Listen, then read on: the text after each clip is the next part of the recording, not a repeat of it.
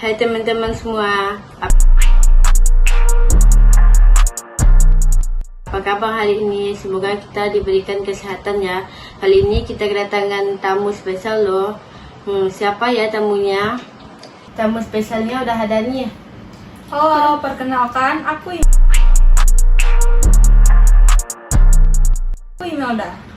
Gimana kabarnya hari ini Mel? Alhamdulillah baik kok. Kalau kakaknya gimana? Alhamdulillah baik juga. Kali ini kita akan membahas tentang apa ya? Kalau penasaran tonton videonya sampai habis ya teman-teman. Kali ini kita akan membahas tentang menghadapi dunia kerja. Oke, langsung lanjut aja ya kali. Boleh. Sekarang kamu kerja apa? Sekarang pekerjaan tetap aku tuh jadi seorang waitress di salah satu kafe daerah sini. Selain jadi waitress, aku juga punya kerja sampingan, Kak. Kira-kira kerja sampingannya apa?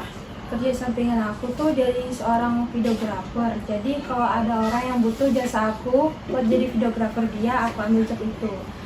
Karena kan nggak selamanya ya kita tuh ada orang yang butuh jasa kita kan. Jadinya tuh aku mikir gimana nih caranya supaya aku tuh nggak nganggur kalau sepi job. Oh gitu ya, tapi kenapa kamu nggak mau buka usaha sendiri atau jadi bos sendiri? Kan lebih bagus gitu kalau kamu yang ngendalinnya tanpa ada atasan atau bawahan gitu. Kan banyak tuh pekerjaan seperti konten kreator atau konten mungkin. Bisa aja sih Kak, mungkin aku lebih nyaman ke pekerjaan aku yang sekarang jadi waitress. Dan juga aku tuh sebelumnya udah berpengalaman juga di lingkup kerja seperti itu. Jadinya tuh aku udah berpengalaman lah dan juga udah nyaman juga. Oh gitu ya. Ngomong-ngomong soal pekerjaan sampingan nih ya, kamu kan udah jadi tukang videographer tuh. Kira-kira awal jadi tukang videographer tuh skill apa yang kamu peroleh? Awalnya tuh dari SD aku kan suka foto-foto video-video random tuh. Ya. Nah dari situ tuh aku suka video-video foto-foto. Saking sukanya kadang tuh memori HP aku tuh kadang suka penuh. Perkara kucing berantem aja aku suka videoin kan. Nah dari situlah. Terus pas SMP tuh aku tuh suka foto-foto langit, pemandangan, awan. Jadinya tuh disitulah bakat videografi aku tuh muncul kan. Sampai sekarang tuh aku juga suka cari tutorial di YouTube bagaimana sih cara-caranya kayak ngambil video estetik atau foto-foto gitu supaya lebih mahir lah kan. Nah terus sekarang alhamdulillah aku dikasih kepercayaan sama orang-orang dari kerja videografi aku bagus. Terus pun juga nggak ngecewain orang-orang juga hasil videografer aku. Ngomong-ngomong, berarti kamu sudah suka sejak kecil ya, suka foto video? Ya Kak, dari kecil aku suka foto-foto video-video. Jadi bisa dong ya kalau aku nyewa jasa kamu untuk acara tunangan atau nikahan gitu. Wah boleh banget Kak, nanti kalau sama kakaknya aku lebih ekstra deh. Jadi nggak tidur seharian juga nggak apa-apa. Bisa aja kamu. Nanti CCM aja ya Kak. Apa itu CCM? Kaumi. Oh ternyata ada sebutan baru ya sekarang. Ada, aku buat sendiri tuh. Jadi terlintas di otak jadi aku sebutin aja. Oh bisa gitu ya. Kita langsung lanjut ke topik tadi ya, soal kamu udah mulai suka sejak kecil foto dan video. Iya Kak, karena hobi juga jadinya sampai sekarang masih suka foto-foto dan video. Oh gitu, kan soal tadi kan soal kerja sampingan tuh. Sekarang kita lanjut ke soal kerja tetap kamu dong. Boleh Kak, ini aja. Ngomong soal kerja nih, rintangan apa dan ujian apa yang kamu dapat selama kerja? Dibilang banyak sih, banyak ya Kak ya. Itu kan tergantung kita lagi bagaimana cara kita mengatasinya, memahaminya, memakluminya. Tapi kalau memang pada dasarnya tidak bisa dirubah, tugas kita tuh cuma bisa memakluminya. Oh gitu ya, kamu pernah nggak sih nemuin orang toksik, problematik di lingkungan kerja atau konsumen?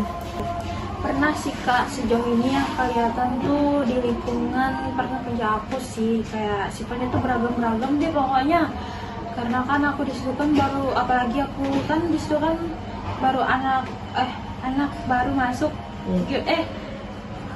kayak baru masuk deh pokoknya kan. Dan mereka tuh di situ tuh udah senior gitu loh. Jadinya aku di situ tuh ibaratnya kayak anak tanpa ibu gitu loh, yang gak ngerti apa-apa. Nah ternyata emang ada nih satu orang yang problematik di situ. Aku nggak mau sebut tempat kerja aku di mana karena itu privasi ya guys. Karena aku takut juga orang ini lihat gitu. Jadinya aku cari aman aja sih. Dan juga bagi yang masa aja sih ya, kalau emang kamu ngerasa berarti kamu tuh ngaku bahwa kamu problematik. Jadi gimana nih tanggapan kamu dengan orang yang iri ketika kamu kerja, apabila kamu naik gaji atau jabatan kamu lebih cepat gitu, dan dia memfitnah kamu ke atasan gitu, gimana sih tanggapannya? Nah ada nih modelan satu yang kayak gini, dia tuh suka ngefitnah aku ke atasan gitu, suka ngejelek-jelekin aku. Dan ternyata dia tuh nggak suka aku gara-gara aku cepat naik gaji. Padahal itu kan tergantung dari kinerja kita ya kan Kak. Bagaimana cara kita anuinnya, kayak dari tepat waktu apa enggaknya kita, dari rajin apa enggaknya, dari ramah apa enggaknya.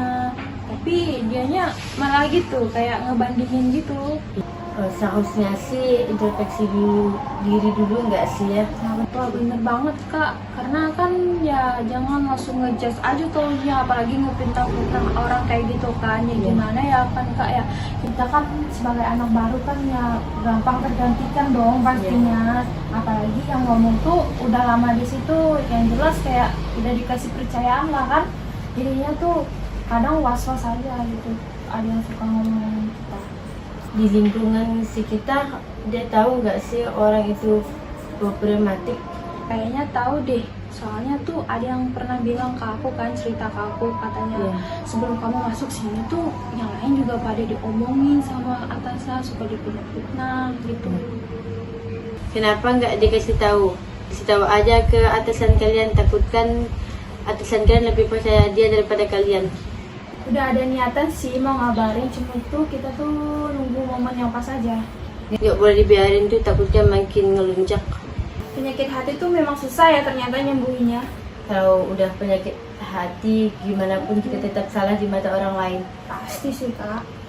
Kita lanjut ke topik berikutnya ya. Hal apa sih yang harus diterapin ketika masuk dunia kerja? Yang pertama kita harus benerin perilaku kita sih Kak. Kita tuh harus rajin, hemat, bertanggung jawab, jujur kan.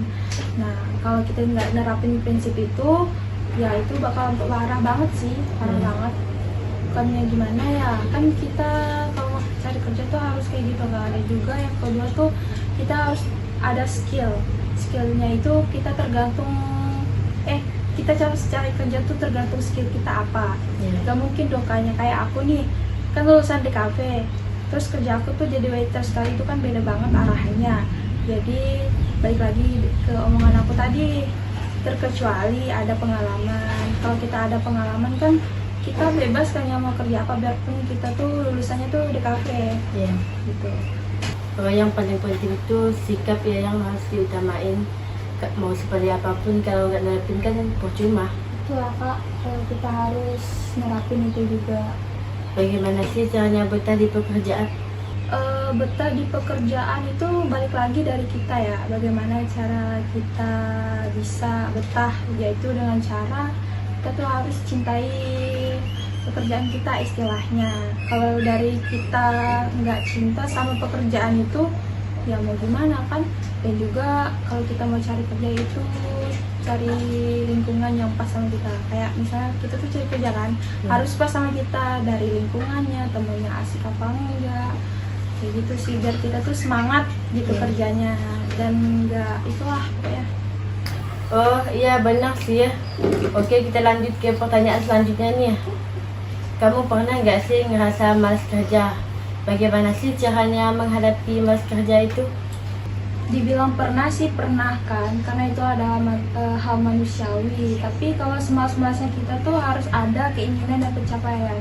Kalau nggak ada keinginan dan pencapaian, bagaimana bisa kita tuh berkembang kan?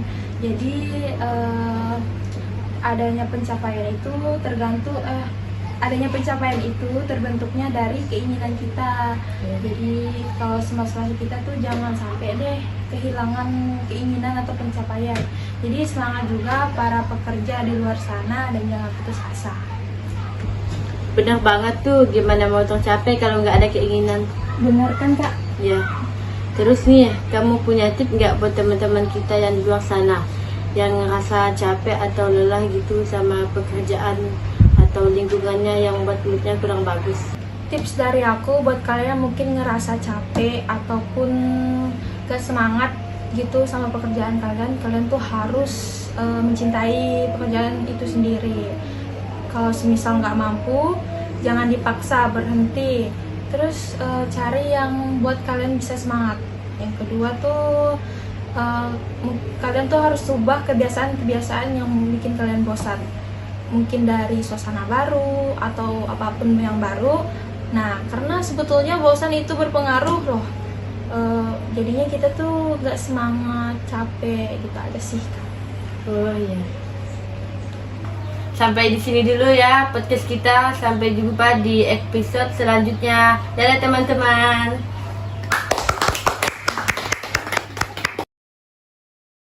Toksik problematik. Benar banget tuh. Benar banget tuh. Yang semangat dong, yang semangat dong. Ayo kalian tuh semangat.